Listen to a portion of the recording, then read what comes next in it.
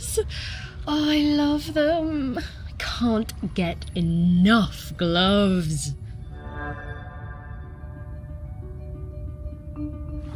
I stole the farmer's glove. I stole the fisherman's glove. I saw that girl out in my woods, riding that strange bumpy beast around again. She really seemed to love that awful creature.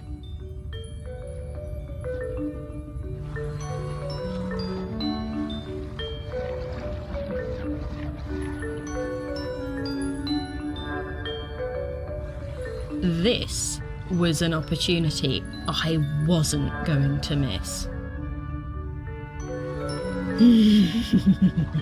Lovely gloves.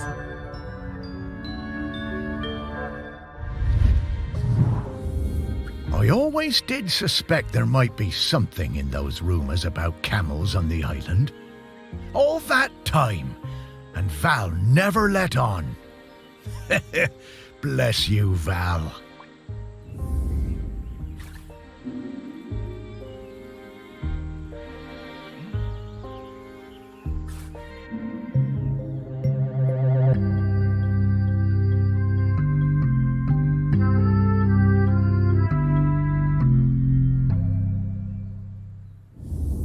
Hey, Morris. I bet you wish you were alive so you could rub me with this glove.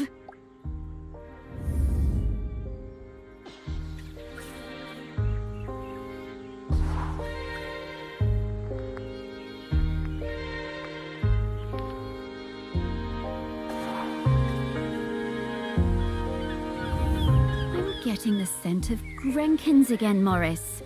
I'll pop up to let you know when we're close to one.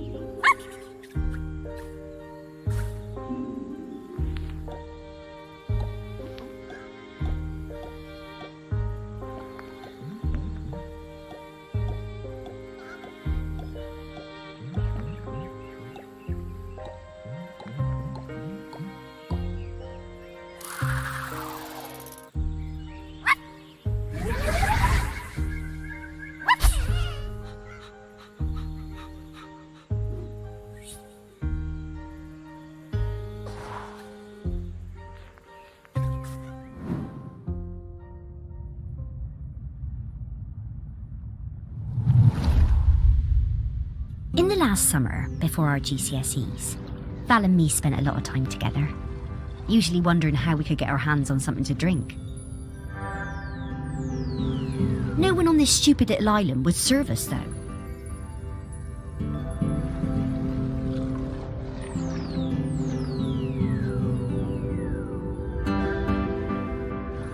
One day, we were hanging around on the allotments near the quay when we spotted something. And so, later that night,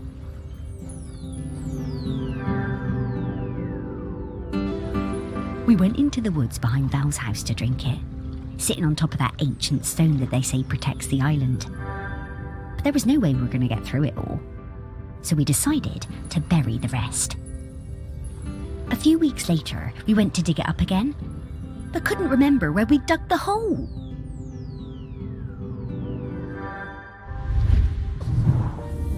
There is so much of our history buried on this island. Stories everywhere, right under your feet.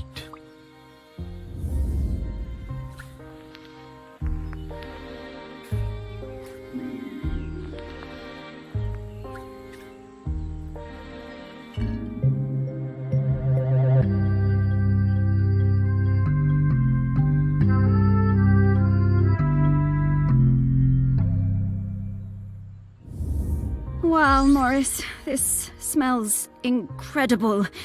I'm getting scallops, I'm getting peaty bogs, I'm getting roast lamb. Woof!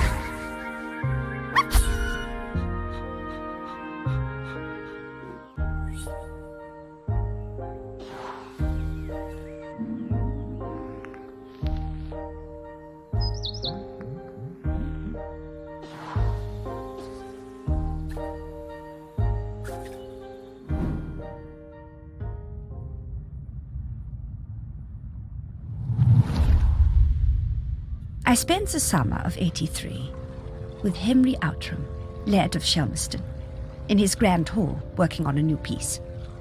It was supposed to be about the volcano, but once I arrived, I found myself particularly taken by all the vales around the island.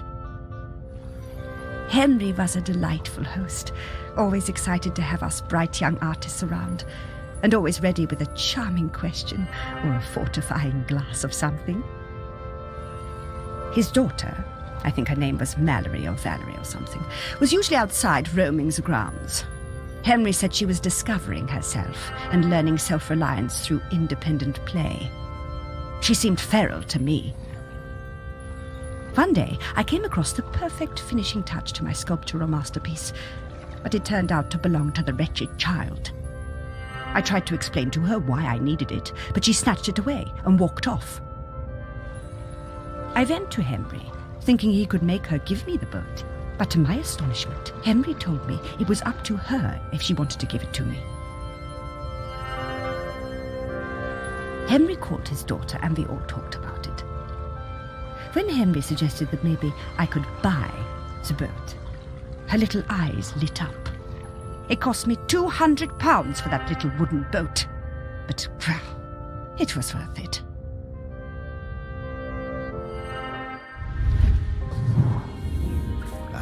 Henry was a good dad at heart, caring about Val's feelings, and treating her like a grown-up even when she was little. Partly how she became so independent, I reckon. I know it was tough on him, but they...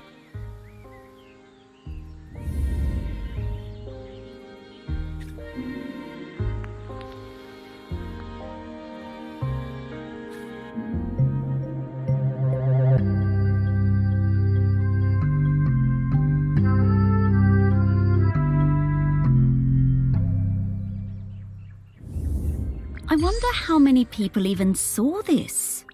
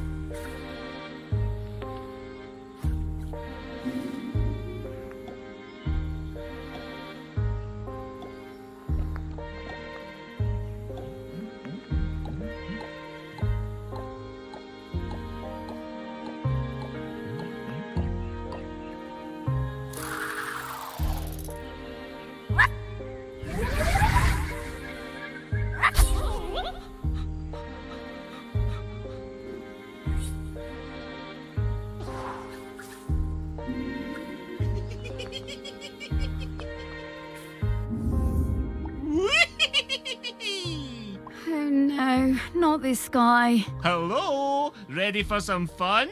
Oh, hello. I'm Mr. Whitstable. Welcome to Mr. Whitstable's riddle game. Morris, we don't have time for this. Let's get back to work. Mr. Whitstable just wants you to enjoy yourself, solve my riddles, and achieve true happiness. Oh, these do seem kind of fun. Whatever, Morris. Oh, Sparky. Okay, Mr. Whitstable, what do I have to do? Hooray! Just select one of my fiendish riddles, then go off and find the object it's referring to. Easy. Well, actually, they're really hard. Ha! Oh, we got this. Come on, Sparky.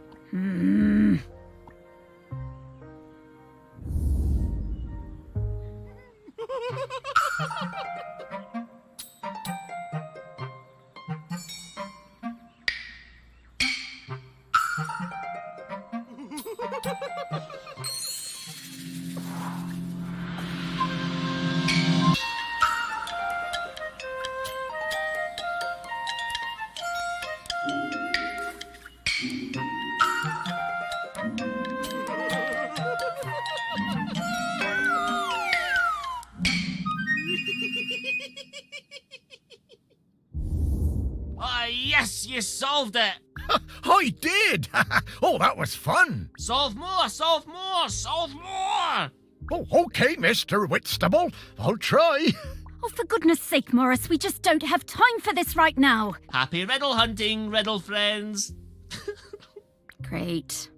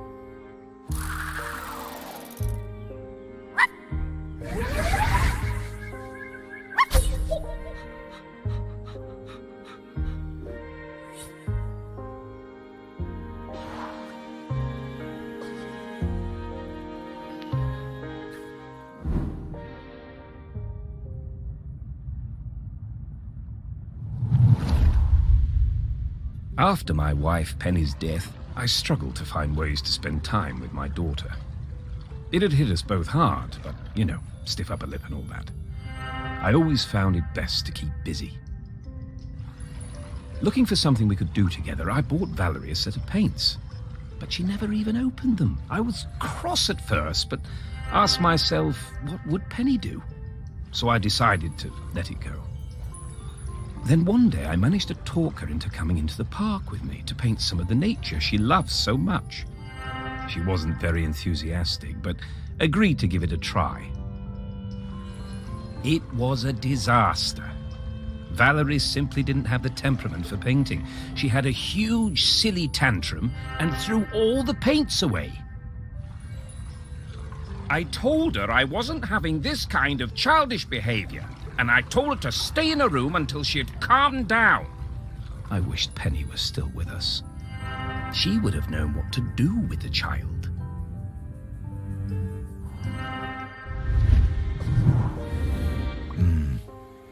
Very hard that, to lose a parent.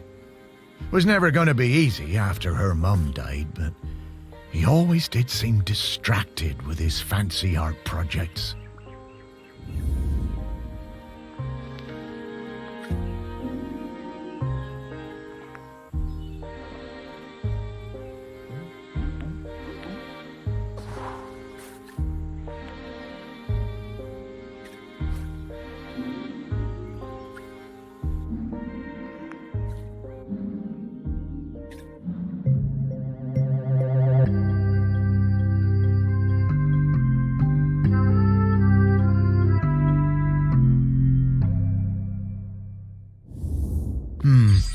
Yeah, painting really wasn't for Val, was it?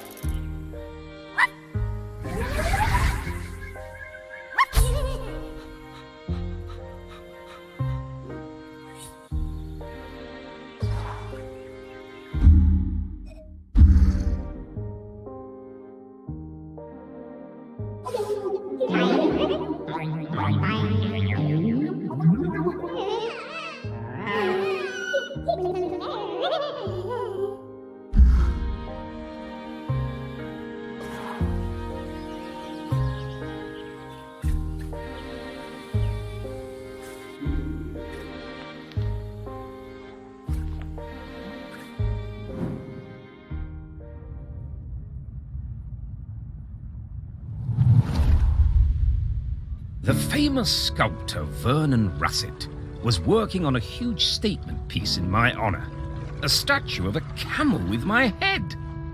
When I saw it, I felt quite uncomfortable, but I didn't want to upset him. Poor Vernon could be awfully temperamental, sinking into dark moods for days. The week before the public unveiling, Vernon had me visit the statue. He needed to make some final adjustments to the face. Valerie came along too. She looked like thunder. She hated that statue and wasn't afraid to show it. I couldn't help thinking how like her mother she... When the statue was revealed, the nose was missing. Fortunately, we all managed to cover our surprise and act like nothing was wrong, so no one was any the wiser. Some fellow from the Times wrote a glowing review, so Vernon wasn't too glum about it. I'm pretty sure I know what happened to that nose.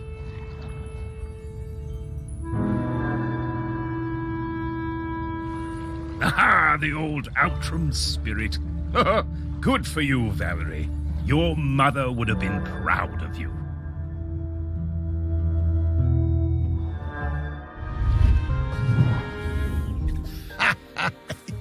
Yeah, Val told me about this. She had a whole speech prepared in case they figured out it was her who cut that nose off. But she never even needed it.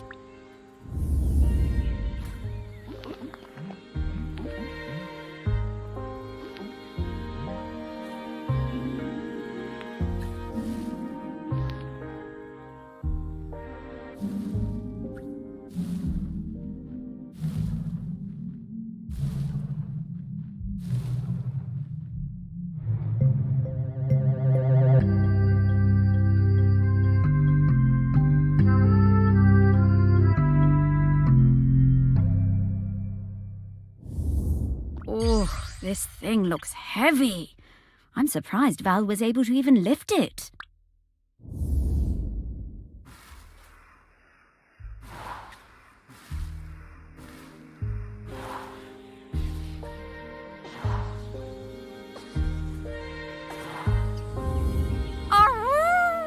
We did it! Oh, yes! I know what Val smells like now. Her signal is wafting through to me very clearly. Time to fly.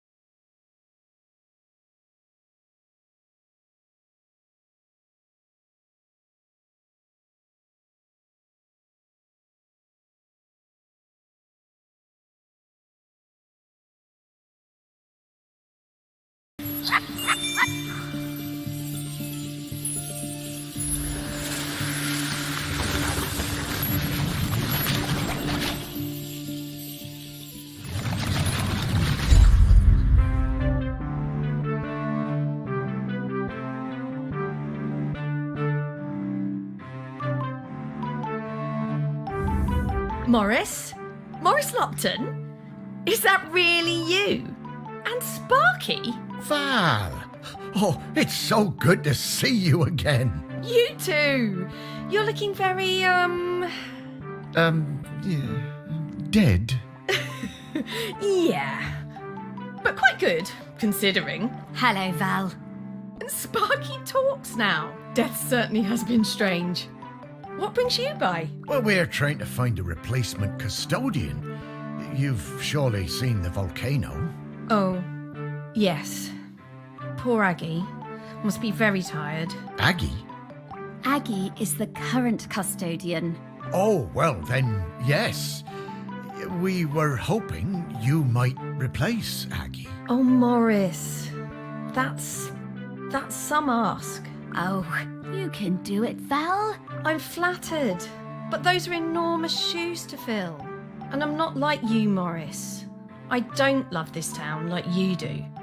And, if I'm being honest, I can't abide all those arty types and mainlanders tromping around. I can't speak for them. This job isn't for me. Oh, I'm sorry to hear that, Val. But, well, I understand. Thank you. It's been so nice to see you again. You too, Val. Sparky, I'd love to spend some more time chatting with Val.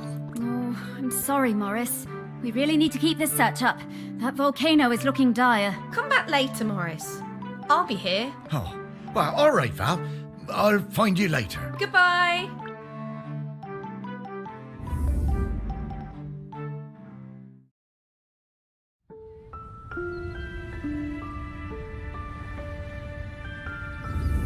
Oh, slow down, Sparky.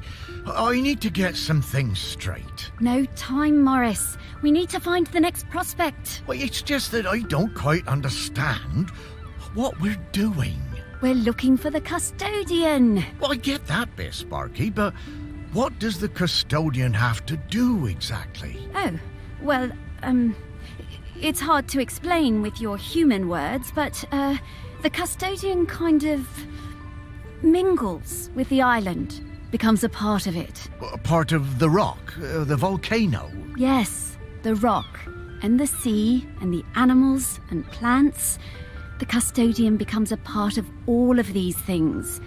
It becomes part of the island spirit. And you give up being a ghost? Yeah, well, a walking around talking kind of ghost. Stop being someone who can go into the West. It's quite a sacrifice. Oh, wow. Oh, no wonder Val doesn't want to fill those shoes. Aggie must be a legend. Ah, she really is. I always thought there were those folks destined to be mayors and, I suppose, custodians. And then there are people like me and Val, destined for smaller lives. Oh, what? Small? Morris, your heart is as big as the island. Everyone knows that. Yeah, I suppose I'm more like one of those island oddities in the museum. Yeah, and they were always the visitors' favourites. Now, we need to move on. Next up is Ogden Beckett, in the Old Town. Ogden it is. I'm right behind you, Sparky.